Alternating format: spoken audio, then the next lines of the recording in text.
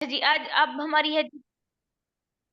Okay fine, अभी हमारी practice है जी इसमें कि अभी हमारे पास अगर हमने किसी कोई हमें फर्स्ट टाइम मिल रहा है या हमने अब हम कोई ओके मैं आपकी बात पे इम्प्लीमेंट कर रही हूँ और मैं आपकी क्लास पूरे आर की कर रही हूँ, मैं 10 बजे ही इस क्लास को खत्म कर रही हूँ आज।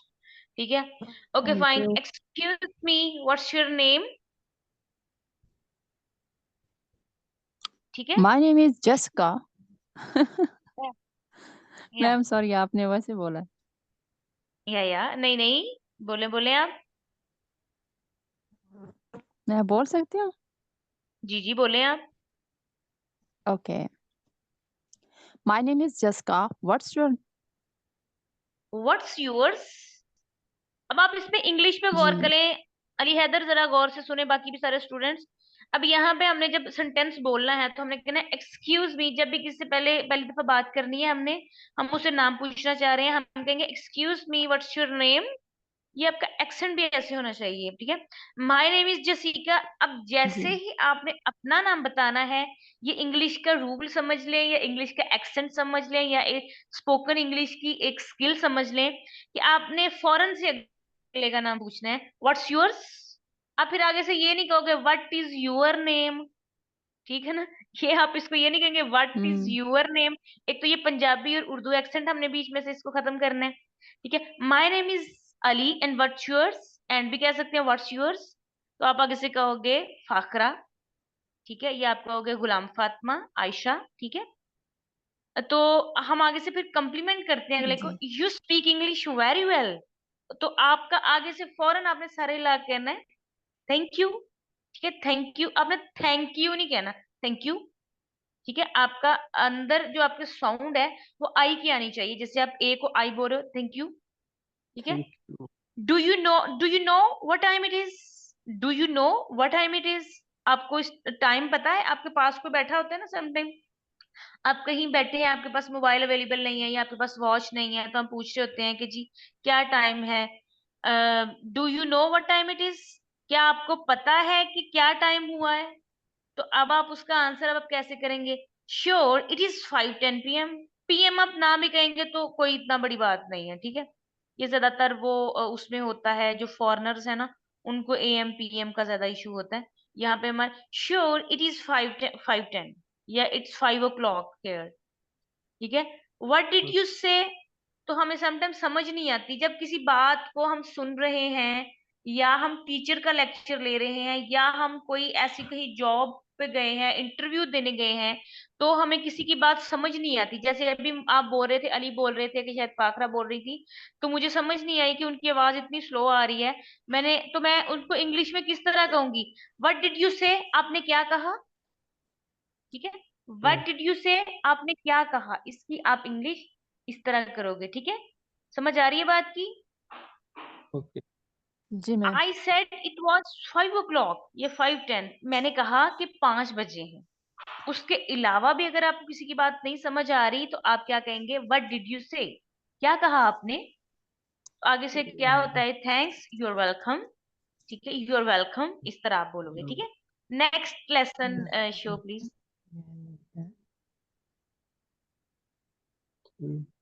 इसको ना वेलकम। बोला भी करें आपस में, मुझे मेरे साथ इंग्लिश आके बोला करें आप।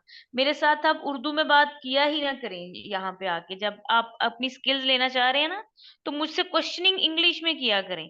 Ma'am we can not listen you. Ma'am your voice is slow, your voice is ma'am I am just, जब मैं आपको कह रही हूँ कि आप सो रहे हैं तो आप आगे से मुझे आंसर करें ma'am I am not speaking, I am totally involve in your class, I am taking class attentively. इस तरह मेरे साथ आप इंग्लिश में आगे बात किया करें। राइट हो गया। अगर किसी को नहीं समझ आ रही होती तो मुझसे पूछा करें कि मैम मैंने ये बात आपको इंग्लिश में कहनी है, तो मैं आपको ये बात कैसे कहूंगा या मैं कैसे कहूंगी। राइट।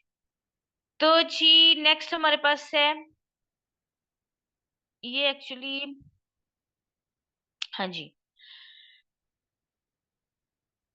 हे मिकाल।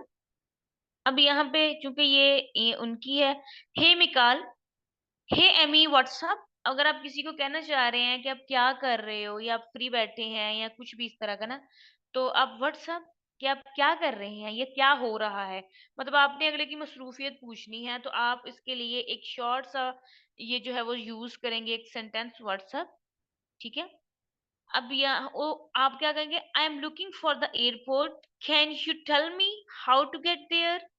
आपने कहना है कि मैं एयरपोर्ट जा रहा हूँ। अब लुकिंग फॉर का मतलब ये नहीं होता कि मैं देख रहा हूँ, अब यहाँ पे सेंटेंस मेकिंग डिफरेंट होती है। Can you tell me how to get there, कि मैंने वहां पे कैसे जाना है या कहाँ है, वो पूछ रहा है ना। जब आप कोई आपसे पूछ रहा है कि आपने कहाँ जाना है, तो वो आपको किस कहता है कि मैं एयरपोर्ट के लिए जा रहा हूँ, आपको पता है कि आप मुझे उसका बता सकते हैं, तो कहेंगे no sorry I don't know. जब भी कोई आपसे कोई भी बात पूछता है और आप नहीं जानते, तो आपने ये नहीं कहना, बिल्कुल एक टिपिकल वे में आप ये नहीं कहोगे आई आई डोंट नो, ठीक है। आप आई डोंट नो नहीं कहना है, ठीक है। आप कहेंगे नो, सबसे पहले आप क्या वर्ड यूज करेंगे, no sorry I don't know, no sorry I don't know. ये थ्री आपने जहन में रखना है। इस तरह आपने थ्री टर्म्स के तौर पे इसको यूज करना है। No sorry, no sorry I don't know. अब आपने इसको नाउ नहीं कहना, ठीक है, ये वर्ड नो है। उसके नो बाद आप सॉरी हमारे आई पास डोंट नो। अगर कोई कहता है कि जी I think I can take the subway to the airport. Do you know where the subway is? अब वो कहेगा कि यहाँ पे आप क्या, मैं यहाँ पे सबवे एयरपोर्ट के लिए कुछ सबवे यूज कर सकता हूँ, कोई ऐसा वे है मेरे पास। Do you know where the subway. अब सबवे होता है कि वो जो यहाँ पे हमें वो डायरेक्शन बताई जा रही होती है, जहाँ पे एरो नहीं अक्सर आपने देखा लगे होते। तो आप ओके। उसके बाद अगर हमें कोई इस तरह क्वेश्चन पूछता है तो हम कहेंगे श्योर इट्स ओवर देयर, यहाँ है, इट्स ओवर देयर। अब ओवर देयर का मतलब बच्चे समझते हैं कि शायद किसी चीज का ओवर हो जाना या क्रॉस कर जाना, नो।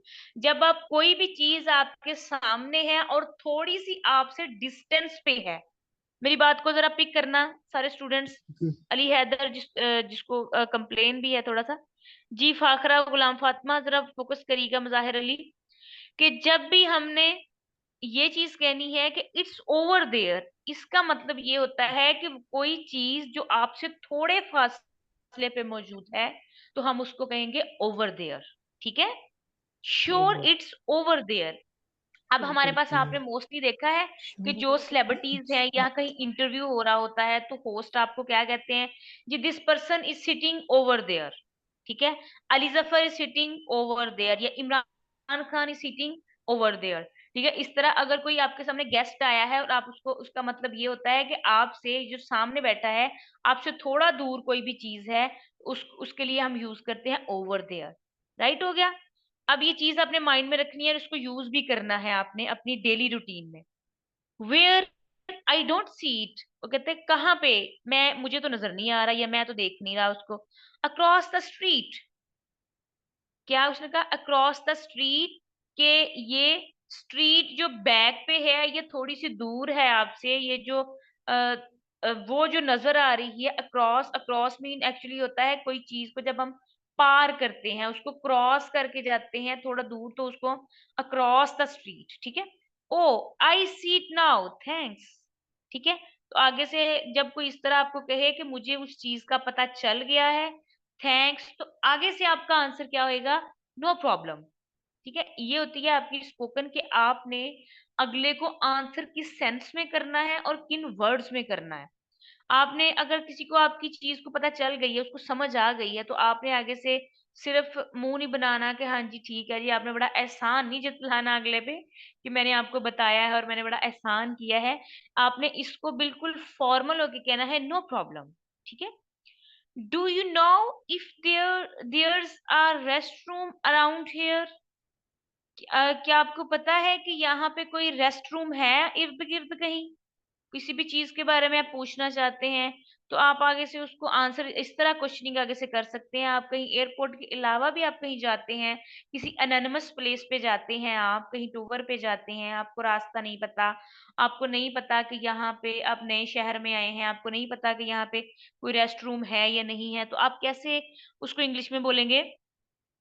आप बोलेंगे जी do you know if there is a rest room around here, यहाँ पे कहीं कोई है रेस्ट रूम?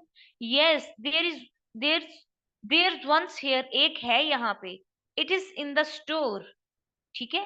तो ये स्टोर में है। Thank you. जब आप किसी से अपनी कन्वर्सेशन मुकम्मल कर लेते हैं तो फिर आप कहते हैं thank you, bye bye.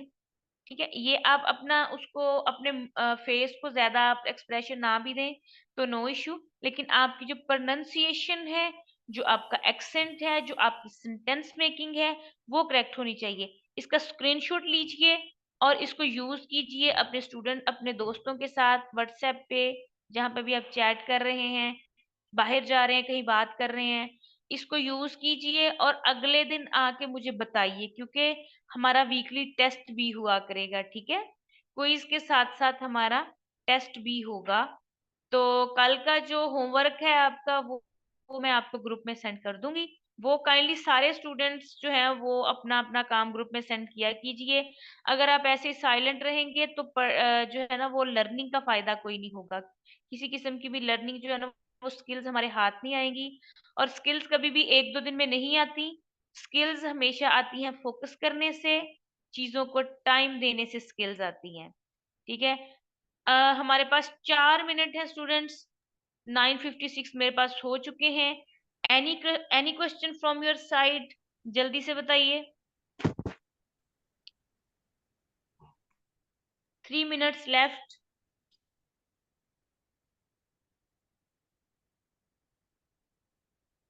Ji student, किसी का कोई क्वेश्चन है तो बताइए, अदरवाइज मैं क्लोज कर रही हूँ क्लास को, अपना मैम टॉपिक क्लास क्लोज। बहुत अच्छी है, आप बहुत अच्छे से हमें ट्रीट कर रही हैं, थैंक्स अगेन। लेकिन डियर आप हमें थोड़ी सी ना बोलने का मौका भी दी, मतलब जैसे ये आप पिछली क्लास में हम बोल रहे थे ना इस तरह से 2 मिनट लगेंगे, दो दो स्टूडेंट को बारी मिलती जाएगी और ऐसे मतलब बारी आती रहेगी ना स्टूडेंट की। ठीक है गुलाम फातिमा, 2 दिन अभी हम एक्चुअली 3 एक्सरसाइज